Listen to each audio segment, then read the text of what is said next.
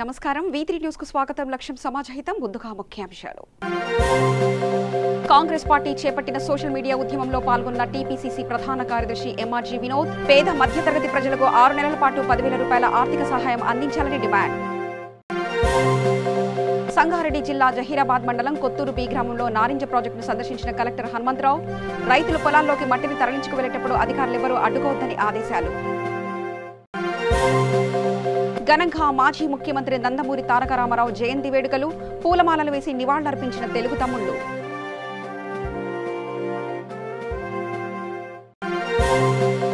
అంగన్వాడీ కేంద్రాలకు నాణ్యమైన బియ్యం సరఫరాపై కర్నూలు జిల్లా కలెక్టర్ జి వీరపాండియన్ సమీక్ష. నాణ్యతలో రాజీ పడే ప్రసక్తే లేదన్న collector.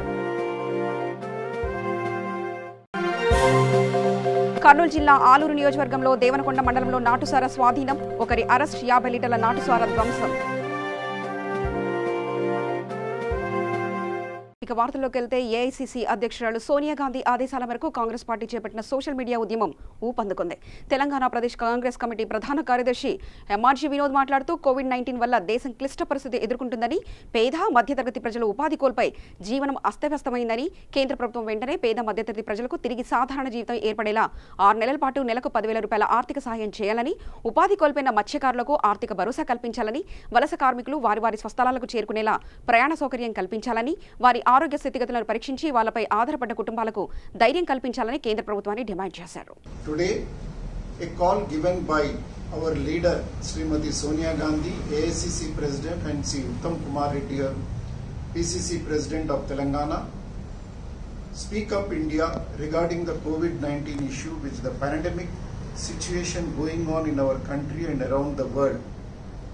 The Congress Party today started a social media mass campaign, Speak Up India, for the downtrodden people in our country. We demand to the government of India for 4 issues. That is, 1, the 10,000 rupees has to be given for the downtrodden people immediately in the form of cash. The second, the small entrepreneurs, the poor people, and the fisheries people and the fishermen and all the poor people must be given financial assistance by the government of India.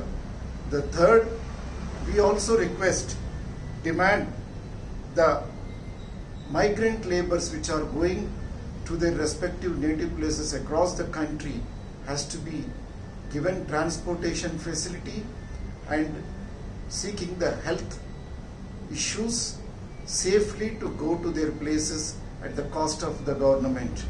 The fourth demand, we also demand to the government that for every family of the poor people must be given 7,500 rupees in the form of cash for another 6 months in order to recover their families and live with their children and family. Today we request to all the party people and also to the people of the country who can help in this matter, and the government of India must immediately come into the rescue and start the helping the poor people. Konaraopeta మండల కేంద్రంలో రైతులకు పంట మార్పిడిపై అవగాహన సదస్సు ఏవో వెంకటరమణ అధ్యక్షతన గ్రామ పంచాయతీ ఆవరణలో జరిగింది. ఈ కార్యక్రమంలో రైతులు, ప్రజలు, నాయకులు పాల్గొన్నారు. ఏవో వెంకటరమణ మాట్లాడుతూ దొడ్డు రకం వడ్లు ఎక్కువ పండించకుండా సన్న రకం ఎక్కువగా పండించే విధంగా రైతులు ముందుకు రావాలని, పప్పు ధాన్యాలు పండించే విధంగా ముందుకు సాగాలని రైతులకు సూచించారు. మొక్కజొన్న వర్షాకాలంలో పెట్టొద్దని, పోయిన సంవత్సరం మొక్కజొన్న వేయడం ద్వారా కత్తెర పురుగు లాంటి వ్యాధి రావడంతో ఎక్కువ దిగుబడి రాలేకపోయిందని అన్నారు. ఈ సంవత్సరం వర్షాకాలం కూడా మొక్కజొన్న వేయడం ద్వారా తక్కువ దిగుబడి వస్తుందని, ఈ మొక్కజొన్న వేసవికి మార్చుకోవాలని, మొక్కజొన్నకు బదులు కంది, పెసర లాంటి పప్పు ధాన్యాలు వేయాలని రైతులకు సూచించారు. ఈ కార్యక్రమంలో ఎంపీపీ చంద్రయ్య గౌడ్, ఏవో వెంకటరమణ, ఏఈఓ శివ, సర్పంచ్ పోగల రేఖా సంతోష్, ఉప సర్పంచ్ దండు శ్రీనివాస్, గ్రామస్తులు, రైతులు పాల్గొన్నారు. ఇప్పుడు మీరు ఏమన్నా ప్రకటించారా మీ గవర్నమెంట్ ద్వారా? మేము ఎక్కడ అమ్ముకోవాలి ఇప్పుడు పండించిన పంట?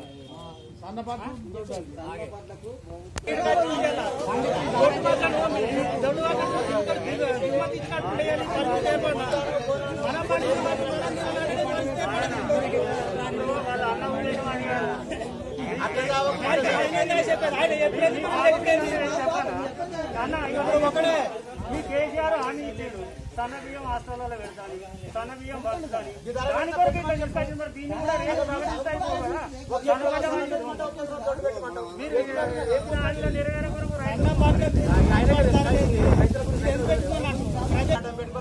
కందులు వండి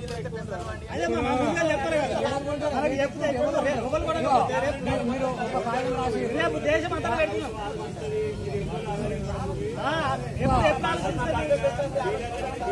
సన్నపట్లు పెట్టినాక రాష్ట్రం మొత్తం సన్నపట్లు పెట్టినాక డీలర్కి ఏం అవసరం అనుకుంటాడు? డీలర్ ఎట్లా ఉంటాడు చెప్పారు?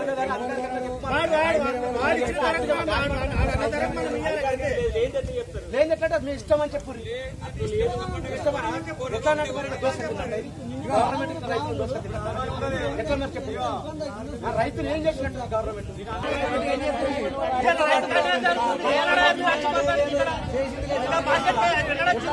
ఏ రోజు మాట్లాడారు? ఒక మండలానికి ఎంపీపీ వెళ్ళడం మాట్లాడినావు, వెళ్ళడాల్సినావు. ఒక మండలానికి ఎంపీపీ అయింది. ఇప్పుడు వడ్లు ఒక రైతు రైతు దగ్గర ఒక సంచప్పుడు కిలో పోతున్నాయి, 2 కిలోల వడ్లు పోతున్నాయి, 2 కిలోల వడ్లు పోతున్నాయి. వెళ్ళడానికి మాట్లాడుతున్నారు.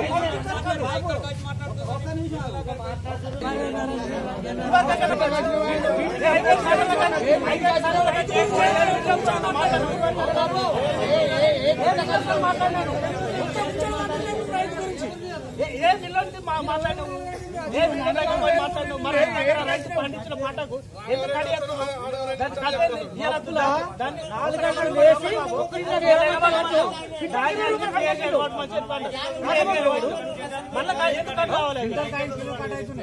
ఒక క్వింటల్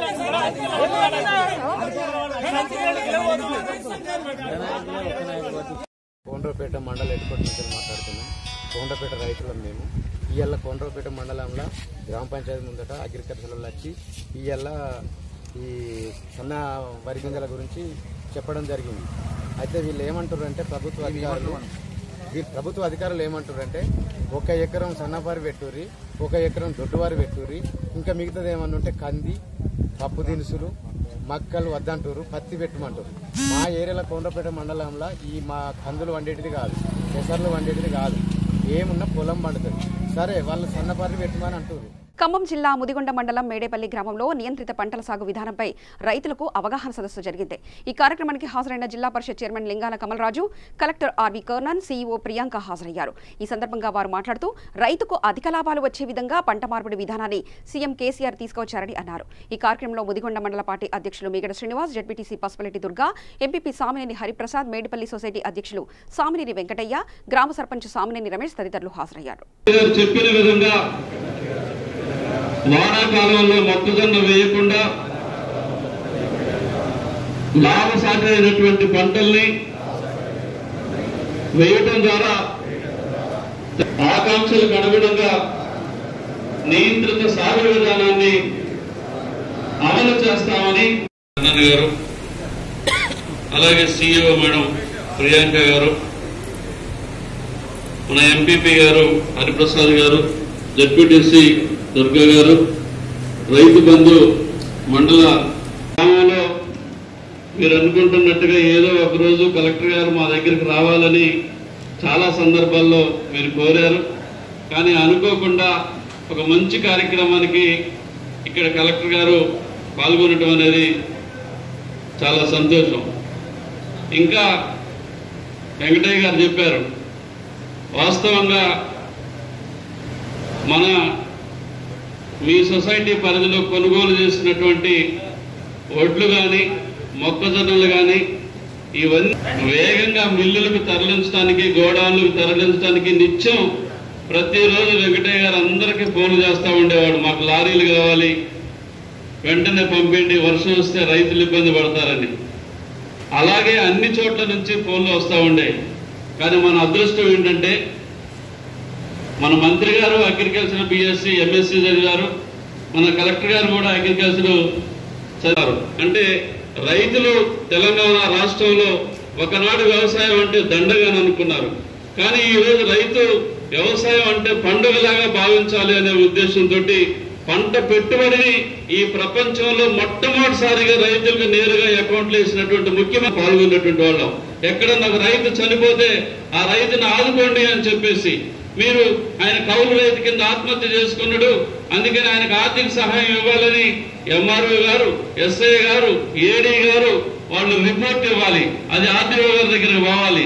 అప్పుడు 1 లక్ష 2 లక్షల రూపాయలు అప్పులు కాగితాలు తీసుకొని ఇచ్చేటువంటి సందర్భం మనం గతంలో చూసాం. దానికి పెద్ద పైరులు చేస్తాయి. కానీ ఈనాడు ఎవ్వరూ అడగకుండానే ఒక రైతు చనిపోతే రైతు బీమా వాళ్ళు ఎల్ఐసి వాళ్ళు 9వ రోజు అకౌంట్ లో 5 లక్షల రూపాయలు రైతులకు ఇస్తున్నటువంటి ముఖ్యమంత్రి ఈనాడు కేసీఆర్ గారు చేస్తా ఉన్నాడు. అందుకనే పంటల విషయంలో కూడా ఎందుకు చాలా మంది మాట్లాడుతున్నారు, మా పొలంలో ఏం పంట వేయాలో ఆయన చెప్తే మేము వేయాలా అని అనుకుంటున్నారు. కానీ అది అవగాహన లేనటువంటి వాళ్ళు మాట్లాడేటువంటి మాటలు. ఎందుకు చెప్తున్నారు? ఈనాడు తెలంగాణలో ఎక్కడ చూసినా సస్యశ్యామలంగా పంటలు పండుతూ ఉన్నాయి.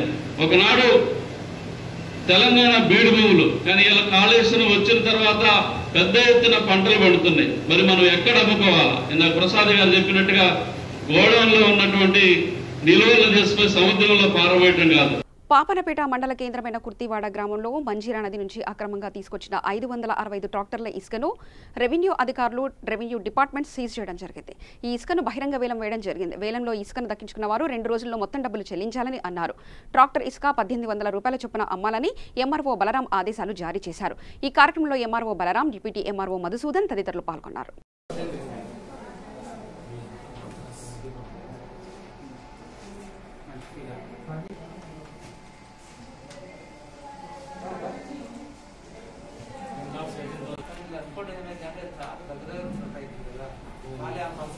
సంగారెడ్డి జిల్లా జహీరాబాద్ మండలం కొత్తూరు బి గ్రామంలోని నారింజ ప్రాజెక్టును జిల్లా కలెక్టర్ హనుమంతరావు పరిశీలించారు. రాబోయే వర్షాకాలాన్ని దృష్టిలో ఉంచుకొని ప్రాజెక్టుకు సంబంధించిన చిన్నపాటి రిపేర్లు, తూములను మరమ్మతు చేయాలని ఇరిగేషన్ అధికారులను ఆదేశించారు.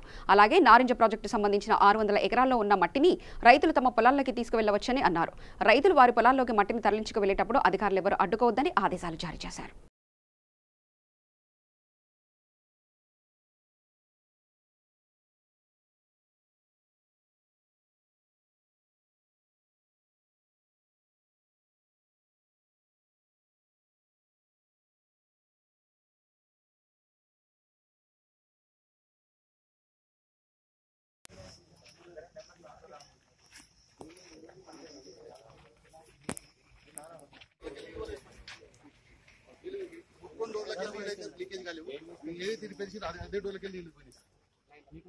అంగన్వాడీ కేంద్రాలకు నాణ్యమైన బియ్యం సరఫరాలపై కర్నూలు జిల్లా collector G Veerapandian collectorate Sunaina ఆడిటోరియంలో సమన్వయ సమావేశాన్ని నిర్వహించారు.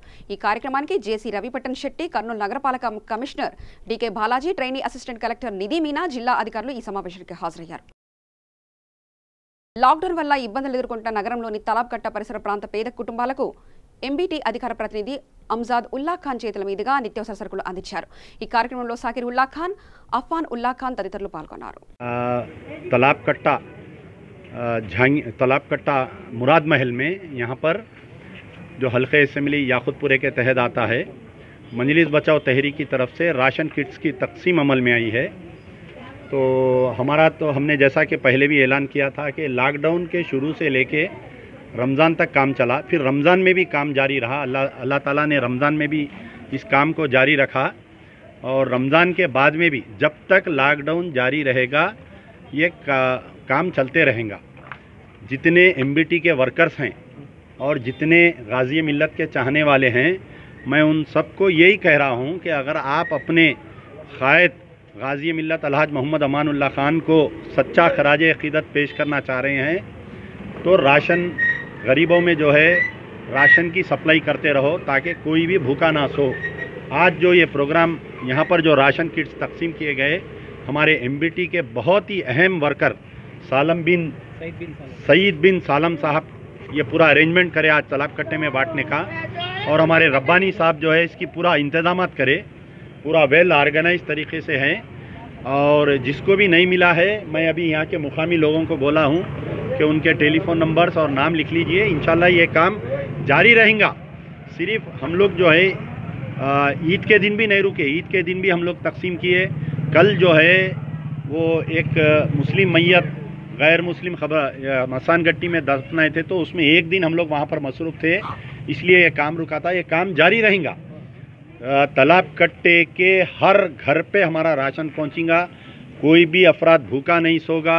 इंशाल्लाह हुकूमत दे ना दे या कोई जमातें दे ना दे, मजलिस बचाओ तहरीक और कारकुनान आपके दरमियान में रहेंगे। విశ్వవిఖ్యాత నట సౌరభాముడు పద్మశ్రీ మాజీ ముఖ్యమంత్రి నందమూరి తారక రామారావు జయంతి పురస్కరించుకుని టీడీపీ మండల అధ్యక్షులు కొప్పు యాదయ్య ఆధ్వర్యంలో అమనగల్ పట్టణంలో ఆయన చిత్రపటానికి పూలమాల వేసి నివాళులర్పించడం జరిగింది. అనంతరం పార్టీ జెండాను ఆవిష్కరించారు. ఈ కార్యక్రమంలో టీడీపీ రాష్ట్ర ఎస్సీసీఎల్ ప్రధాన కార్యదర్శి కాలె మల్లయ్య, టీఎన్ఎస్ఎఫ్ రాష్ట్ర కోఆర్డినేటర్ శేఖర్, కుమార్ గౌడ్, నరేష్ తదితరులు పాల్గొన్నారు. వ్యవస్థాపకులు నందమూరి తారక రామారావు గారి 97వ జన్మదిన వేడుకలు ఈరోజు కల్వకుర్తి నియోజకవర్గ వ్యాప్తంగా నిర్వహించడం జరిగింది. అన్ని మండల కేంద్రాల్లో జెండా ఆవిష్కరణ, అదేవిధంగా చిత్రపటానికి పూలమాలలు వేసి నివాళులు అర్పించడం జరిగింది. అదేవిధంగా ఆమన్గల్ పట్టణంలో కూడా ఎన్టీఆర్ జయంతిని పురస్కరించుకొని జెండా ఆవిష్కరణ చేసి అభిమానులందరూ కేక్ కట్ చేయడం జరిగింది. ఇదే ఉత్సాహంతో రాబోయే రోజుల్లో తెలుగుదేశం పార్టీ మరింత ఉన్నత స్థాయికి తీసుకెళ్తూ తెలుగుదేశం పార్టీని కల్వకుర్తి నియోజకవర్గంలో మళ్ళీ పూర్వవైభవం తీసుకొచ్చి, గతంలో 2 సార్లు మన టీడీపీ ఎమ్మెల్యే ఇక్కడ గెలవడం జరిగింది కాబట్టి ఇక రాబోయే రోజుల్లో కూడా టీడీపీ జెండాను కల్వకుర్తి నియోజకవర్గం మీద ఎగరేస్తామని చెప్పి సందర్భంగా తెలియజేస్తూ కార్యకర్తలందరూ అధైర్యపడవద్దు. రాబోయే రోజులు మొత్తం మనయే కాబట్టి అందరూ ఉత్సాహంగా మళ్ళీ తెలుగుదేశం పార్టీ కార్యక్రమాల్లో పాల్గొనాలని తెలియజేసి సందర్భంగా ముగిస్తున్నారు. కర్నూలు జిల్లా ఆలూరు నియోజకవర్గంలోని దేవనకొండ మండలంలో ఎస్ఐ నరసింహులు ఆధ్వర్యంలో నాటుసారా బట్టి కేంద్రాలపై ఆకస్మిక దాడులు నిర్వహించారు. దాదాపుగా 50 లీటర్ల నాటుసారా ధ్వంసం చేశారు. మండలంని దేవనకొండ, తెర్నకల్, కోటకొండ, నేలతలమరి, గుడ్లకొండ గ్రామాలలో పర్యటించి నాటుసారా తయారు చేసే వారిపై క్రిమినల్ కేసులు పెడతామని హెచ్చరించారు. జగిత్యాల జిల్లా కోడిమ్యాల మండలం కొండాపూర్ గ్రామ శివారులో రైతులు నిల్వ ఉంచుకున్న పశుగ్రాసం ప్రమాదవశాత్తు దగ్ధమైంది. కొండాపూర్ గ్రామానికి చెందిన కొందరు రైతులు నిల్వ ఉంచుకున్న పశుగ్రాసానికి పెద్ద ఎత్తున మంటలు అంటుకోవడంతో ఉప సర్పంచ్ల ఫోరం అధ్యక్షులు కోలాపురం రమేష్ మరియు గ్రామస్తులు నీటి ట్యాంకర్ సహాయంతో మంటలు ఆర్పివేశారు. ఆసిఫ్ నగర్లోని ఫర్నిచర్ షాప్లో అగ్ని ప్రమాదం చోటు చేసుకుంది. మంటలు భారీగా ఎగసిపడడంతో ఫర్నిచర్ షాప్ భవనం మొత్తానికి మంటలు వ్యాపించాయి. ఇది గమనించిన స్థానికులు వెంటనే పోలీసులకు మరియు ఫైర్ సిబ్బందికి సమాచారం ఇవ్వగా మంటలను ఆర్పేందుకు రంగంలో దిగిన ఫైర్ ఇంజన్లు మంటలను అదుపులోకి తెచ్చాయి. ఎలాంటి ప్రాణ నష్టం జరగలేదు, కానీ ఆస్తి నష్టం మాత్రం ఎంత జరిగిందనేది దర్యాప్తు చేస్తున్నారు పోలీసులు. ఆసిఫ్ నగర్ బాలడీపీటీ దగ్గర ఒక దుకాణం ఉంది. దాంట్లో వంటనం ఫైర్ అయింది. మొత్తం అది కార్పెంటర్ షాప్ ఉంది. షాప్ ఓనర్ పేరు ఇది మొహమ్మద్ షోయబ్. వాళ్ళు మొత్తం లాస్ 10 లక్షల దాకా లాస్ అయింది ఆల్మోస్ట్. పోలీస్ వాళ్ళు టైంలో వచ్చింది, ఫైర్ బ్రిగేడ్ కూడా టైంలో వచ్చింది. మన ఎమ్మెల్యే సార్ జనాబ్ జాఫర్ హుసేన్ మిరాజ్ గారు కూడా కాల్ చేసింది. మొత్తం రెండు కార్పొరేటర్ కూడా ఇక్కడ వచ్చింది. మొత్తం పబ్లిక్లు, బస్తీ వాళ్ళు మొత్తం అందరు అది ఇంకా షాప్లో అది ఫైర్ ఎక్కువ అవుతుంది. అప్పుడు ఇంకా మొత్తం బస్తీ వాళ్ళు వచ్చి అది మొత్తం తీసేసి షాప్లు గిట్టలు అది మొత్తం తీసి మొత్తం క్లియర్ చేసింది. ఇంకోటి సింగిల్ షాప్కి మొత్తం ఫైర్ అయింది. ఈరోజు ఇక్కడ 3 ఫైర్ 2 వచ్చింది, ఇంకా 1 కూడా వస్తుంది. ఇప్పుడు మొత్తం క్లియర్ అయింది. పోలే ఎవరికి ఏం ప్రాబ్లం లేవు. ఈరోజు సాయంత్రం 7 గంటల ప్రాంతంలో ఇక్కడ మన అల్ రెహమాన్ ఫర్నిచర్స్ షాప్లోంచి పొగలు రావడం గమనించడం జరిగింది. సుమారు అప్పుడు 7 గంటలు అవుతుంది. అదే టైంలో మనం ఫైర్ వాళ్ళకి ఇన్ఫర్మేషన్ ఇస్తే 2 వెహికల్స్ వచ్చినాయి. వాళ్ళు బాగా కష్టపడి ఒక సుమారు గంట సేపు కష్టపడి మంటలు ఆర్పేయడం జరిగింది. ఓనర్ వచ్చిండు. ఓనర్ గారు మన షోయబ్ అనే వ్యక్తి 4 గంటలకు బంద్ చేసి పోయిండు, షాప్ బంద్ చేసి వెళ్ళిపోయిండు. అయితే తర్వాత అతని అనుమానం ఏంటంటే ఎలక్ట్రిక్ షార్ట్ సర్క్యూట్ అయ్యి ఉండొచ్చు సార్ అని చెప్తున్నాడు. ప్రాపర్టీ డ్యామేజ్ సుమారుగా 10 లక్షల పైన అంటున్నాడు. ఫైర్ వాల్ ఇంకా కంప్లీట్గా చిన్న మంటలు ఏమైనా ఉంటే మొత్తం క్లియర్ చేస్తున్నారు. అది చేసిన తర్వాత రేపు పూర్తిగా మొత్తం దాని ఎస్టిమేషన్ తీసుకున్న తర్వాత చట్టపరమైన తదుపరి చర్య తీసుకుంటాం. శ్రీకాళహస్తి టౌన్ బ్యాంక్ శతవసంతంలోకి అడుగుపెట్టింది. 15 కోట్ల వర్కింగ్ క్యాపిటల్తో పరిపుష్టమైన ఆర్థిక స్థితిని చాటుతుంది. కార్పొరేట్ బ్యాంకులతో పోటీగా త్వరలో ఆన్లైన్ సేవలకు శ్రీకారం చుట్టనుంది. చిట్టపట్టణంలోని బుడిబుడి అడుగులు వేస్తూ సామాన్యులకు ఆర్థిక చేయూత ఇవ్వాలనే లక్ష్యంతో ఏర్పాటైన బ్యాంకు నేడు మహాశాఖగా అవతరించి శతవసంతంలోకి అడుగుపెట్టింది. అదే శ్రీకాళహస్తిలోని కోఆపరేటివ్ టౌన్ బ్యాంక్. 1921 సంవత్సరంలో నాడు అతి చిన్న పట్టణం అయిన శ్రీకాళహస్తిలో పేదలు, మధ్యతరగతి కుటుంబాలు తమ ఆర్థిక అవసరాల కోసం వడ్డీ వ్యాపారుల వద్ద ధనం కోసం నానా అగచాట్లు పడుతున్న విషయాన్ని గమనించిన నాటి పెద్దలు కొందరు కోఆపరేటివ్ టౌన్ బ్యాంక్ శ్రీకారం చుట్టి పేదలు, మధ్యతరగతి ప్రజల అవసరాలు తీర్చాలని నిర్ణయించారు. ఈ మేరకు 9 మే 1921లో కోఆపరేటివ్ టౌన్ బ్యాంకును ప్రారంభించారు. నాడు ఎల్లప్పరెడ్డి ఆధ్వర్యంలో కొందరు పెద్దలు బ్యాంకు కార్యకలాపాలు సాగించేలా పర్యవేక్షించారు. నాటి నుంచి దశల వారీగా టౌన్ బ్యాంక్ అభివృద్ధి సాధిస్తూ ఎదిగింది. నాడు ప్రజల భాగస్వామ్యంతో షేర్ మెంబర్షిప్ 10 రూపాయలతో ప్రారంభించి నేడు 300 రూపాయల విలువ కలిగిన షేర్ హోల్డర్స్ కు ఓటు హక్కు కల్పించారు. ప్రస్తుతం 11,000 మంది షేర్ హోల్డర్స్ ఉన్నారు.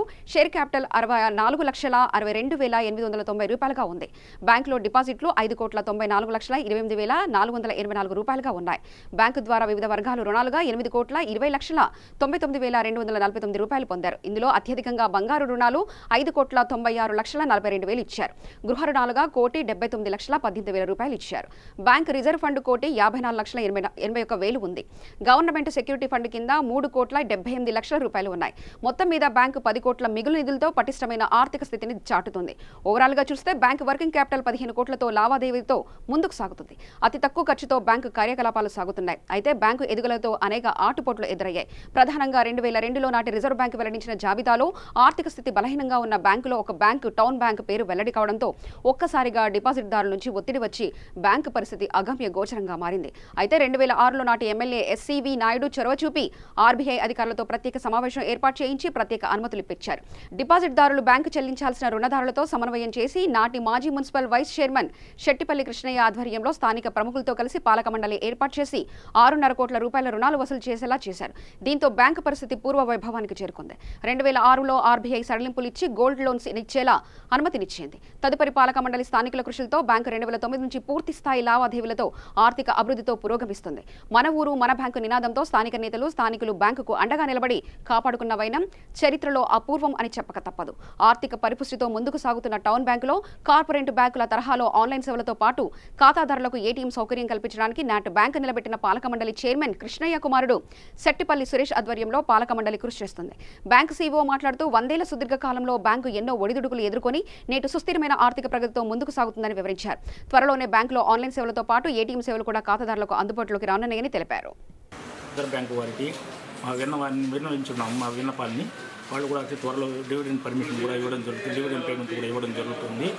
అలాగే ఆన్లైన్ సేవలు చేసుకునే భాగంలో కార్పొరేట్ బ్యాంక్ స్థాయిలో కౌంటర్స్ కూడా అన్ని మార్చేదానికి చర్యలు తీసుకుంటున్నాము. అతి త్వరలో సిబిఎస్ చేసి ఆన్లైన్ సేవలు ఆన్లైన్ సౌకర్యంతో పాటు ఏటీఎం లావాదేవీలు కూడా జరుపుటకు తీర్మానించడం జరిగింది. అతి త్వరలో ఈ కరోనా ప్రాబ్లం లేకుండా ఉంటే ఏప్రిల్ మే నుంచే ప్రారంభమై ఉండాల్సింది తప్పనిసరిగా ఆన్లైన్ సేవలన్నీ. కానీ అతి త్వరలో ఈ చర్యలను పటిష్టంగా చేసి బ్యాంకు ఆర్థిక స్థితి కూడా చాలా పటిష్టంగా ఉన్న విషయాన్ని పుర ప్రజలకి ఖాతాదారులకి సభ్యులకు అందరం తెలియజేయడం జరుగుతుంది. అతి ముఖ్యంగా తెలియజేయడం ఏంటంటే బ్యాంకు రిజర్వ్ ఫండ్ 1,54,00,000 రూపాయలు, అలాగే బ్యాంకు ఓన్ ఫండ్స్ని గవర్నమెంట్ సెక్యూరిటీస్లో 3,78,00,000 రూపాయలుగా పెట్టడం జరిగింది. ఆ రెండు కలిపి 6 కోట్ల దగ్గరగా పటిష్టమైన స్థితిలో బ్యాంకు మిగులు నిధులని అలాగ బయట పెట్టడం జరిగింది. బ్యాంకు డిపాజిట్లు చెల్లించవలసిన మొత్తం 5,94,00,000 రూపాయలు కాగా బ్యాంకు రుణగ్రహీతలకి ఇచ్చిన అప్పులు 8,20,00,000 ఉంది. ఆ రెండింటి డిఫరెన్స్ 2 కోట్ల రూపాయలు ఉంది. మొత్తం ఓవరాల్గా ఓన్ ఫండ్స్ ప్లస్ ఈ లోన్స్ రూపంలో ఉన్న అధిక మొత్తం కలిపి 10 కోట్ల రూపాయలు మిగులు నిధులతో పటిష్టమైన పరిస్థితుల్లో బ్యాంకు ఉన్న విషయాన్ని పుర ప్రజలకి బ్యాంకు సభ్యులకి ఖాతాదారులకి అందరికీ తెలియజేస్తున్నాము. బంగారు మీద నగల మీద అప్పులు కూడా 22 క్యారెట్స్ ఉన్నదానికి 2,300 రూపాయలు, 916 కేడిఎం ఉంటే 2,500 రూపాయలు ఇవ్వడం జరుగుతుంది. 70 పైసలు వడ్డీని ప్రయాణం లెక్కను మేము వసూలు చేస్తున్నాము. ప్రతి దినము సభ్యులకి ఎవరైనా ఇచ్చిన గోల్డ్ లోన్స్ తప్పనిసరిగా ఇవ్వడం జరుగుతుంది. గతంలో 9:30 నుంచి 1:30 వరకు, 2:30 నుంచి 5:30 వరకు పనిచేసేవాళ్ళము. ఈ కరోనా ప్రాబ్లం వల్ల టైమింగ్స్ కుదించి 9 గంటల నుంచి 1 గంట వరకు పనిచేయడం జరుగుతుంది. తప్పనిసరిగా ఈ సేవలను వినియోగించుకోవాల్సిందిగా అందరినీ తప్పనిసరిగా కోరడం జరుగుతుంది. ఈ సందర్భంగా బ్యాంకుకి విచ్చేసి ఈ 9/5/1921లో స్థాపింపబడిన బ్యాంకు 9/5/2020 సంవత్సరంలో 99 సంవత్సరాలు కంప్లీట్ చేసుకుని 100వ సంవత్సరాలు అడుగుపెట్టిన సందర్భం. శ్రీకాళహస్తిలో ఎన్టీఆర్ 97వ జయంతిని ఘనంగా జరిపారు. స్థానిక తెలుగుదేశం పార్టీ కార్యాలయంలో పట్టణ పార్టీ అధ్యక్షుడు విజయ్ కుమార్ ఆధ్వర్యంలో జయంతి వేడుకల్ని జరిపారు. తొలుత పార్టీ కార్యాలయంలో దేశం జెండాను ఆవిష్కరించి ఎన్టీఆర్ విగ్రహానికి పూజలు చేసి జన్మదిన కేక్ కట్ చేశారు. ఎన్టీఆర్ అమర్ రహే అంటూ నినాదాలు చేశారు. అనంతరం పట్టణంలోని ఆర్టీసీ బస్టాండ్ వద్ద ఉన్న ఎన్టీఆర్ విగ్రహానికి దేశ నాయకులు పాలాభిషేకం చేసి పూలమాలలు వేసి సాంప్రదాయ పద్ధతిలో పూజలు చేసి ఘన నివాళులర్పించారు. ఎన్టీఆర్ అమర్ రహే అంటూ నినాదాలు చేశారు. ఈ సందర్భంగా దేశం నాయకులు మాట్లాడుతూ తరతరాలకు ఎన్టీఆర్ స్ఫూర్తిదాయక నాయకుడు అన్నారు. ఈ కార్యక్రమంలో పార్టీ నాయకులు గురువయ్య నాయుడు, మైనల్ రవి, కంటా రమేష్, దశరథచారి, ప్రసాద్ నాయుడు, మహిళా నాయకురాలు విజయలక్ష్మి, ప్రమీల, చక్రాలు ఉషా, ఋషేంద్రమురి తదితరులు పాల్గొన్నారు. అంటే దానికి మూల కారణము నందమూరి తారక రామారావు గారు. ఇలాగా చెప్పుకుంటూ పోతే ఇటు మహిళలకు సమాన హక్కు, రాజకీయాల్లో హక్కు ఇవన్నీ కల్పించిన వ్యక్తి కూడా నందమూరి తారక రామారావు గారు. ఈరోజు యువత కానీ విద్యార్థులు కానీ ప్రతి ఒక్కరూ రాజకీయాల్లోకి వస్తున్నారంటే ఆయన స్ఫూర్తితోనే ఈరోజు ప్రతి ఒక్కరు కూడా రాజకీయ చైతన్యం ఏర్పడిందంటే ఈ ఆంధ్ర రాష్ట్రంలో ఒక నందమూరి తారక రామారావు వల్లే. ఈరోజు ప్రతి ఒక్కరికి రాజకీయంగా లబ్ధి పొందుతున్నారంటే కూడా అది ఒక రామారావు పుణ్యమే అనేది కూడా మేమందరం గొప్పగా చెప్పుకుంటాం. ఈరోజు మరి అతని మహానుభావుడికి మేము ఈరోజు కాళహస్తి పట్టణం పార్టీ కార్యాలయం నందు మా తెలుగుదేశం కుటుంబ సభ్యుల మధ్య ఆయన జయంతి వేడుకల్ని జరుపుకుంటూ, అలాగే ఇప్పుడు ఒక మా మాజీ ముఖ్యమంత్రి వర్యులు నారా చంద్రబాబు నాయుడు గారు ప్రపంచంలోనే ఎవ్వరూ చేయనటువంటి ఒక కొత్త విధానాన్ని తీసుకుని వచ్చి ఈ కరోనా మహమ్మారి వల్ల ఒక కొత్త విధానాన్ని తీసుకొచ్చి జూమ్ యాప్ ద్వారా దాదాపు రోజుకి 20,000 మందితో మాట్లాడే అవకాశం కల్పించినాడు. రాబోయే రోజుల్లో కూడా ఇక సాంకేతికంగా కానీ విద్య వైద్యంలో కానీ ఎప్పుడు బడుగు బలహీన వర్గాలకి వెన్నంటే ఉంటుంది ఈ తెలుగుదేశం పార్టీ అని తెలియపరుస్తూ మరొక్కసారి అమర్ రహే ఎన్టీఆర్. నిజాయితీకి మారిపోయారు. అటువంటి వ్యక్తి ఈరోజు ఈరోజు గారు ఎన్టీ రామారావు గారు ఉంటే ఆయన ఆత్మ శోభిస్తుంటుంది. ఎన్టీ రామారావు ఎన్నో చెప్పుకుంటా పోతే ఈరోజంతా కాదు కొన్ని నెల పట్టిన ఆయన పెట్టేటువంటి సంక్షేమ పథకాలు ఆ మహనీయుడిని ఈరోజు మేమందరం స్మరించుకుంటూ పార్టీ పెట్టిన తర్వాత మొట్టమొదటిగా మహానాడు పోకుండా మేము ఇక్కడ కాళహస్తిలో ఉండి మహానాడు కార్యక్రమం చేయటం అనేది ఈరోజు ఫస్ట్. అందరూ మామూలుగా మహానాడులో పార్టిసిపేట్ పడుతున్నాం. అటువంటి అవకాశం మేము వదులుకొని ఈరోజు ఇక్కడ చేసుకుంటున్నామని చెప్పేసి తెలియజేస్తూ ఆయన పెట్టేటువంటి పథకాలను చంద్రబాబు నాయుడు కొనసాగిస్తూ ఉన్నాడు. అందరూ కూడా ఆ పథకాలని ఆకర్షితులైనారు.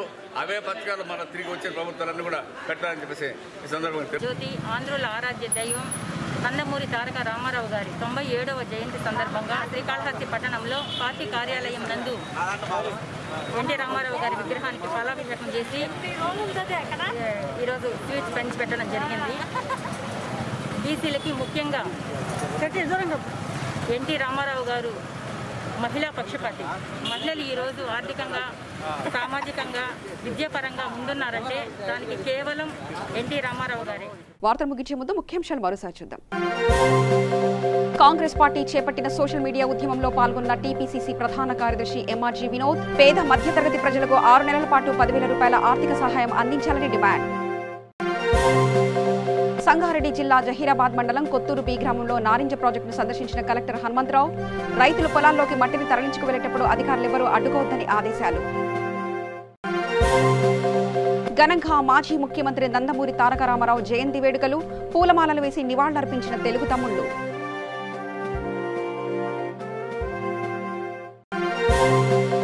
అంగన్వాడీ కేంద్రాలకు నాణ్యమైన బియ్యం సరఫరాపై కర్నూలు జిల్లా కలెక్టర్ జి వీరపాండ్యన్ సమీక్ష, నాణ్యతలో రాజీ పడే ప్రసక్తే లేదన్న కలెక్టర్. కర్నూలు జిల్లా ఆలూరు నియోజకవర్గంలో దేవనకొండ మండలంలో నాటుసారా స్వాధీనం, ఒకరి అరెస్ట్, 50 లీటర్ల నాటుసారా ధ్వంసం. సమగ్ర సమాచార శ్రవంతికై చూస్తూనే ఉండండి. వీటీ న్యూస్, లక్ష్యం సమాజ హితం.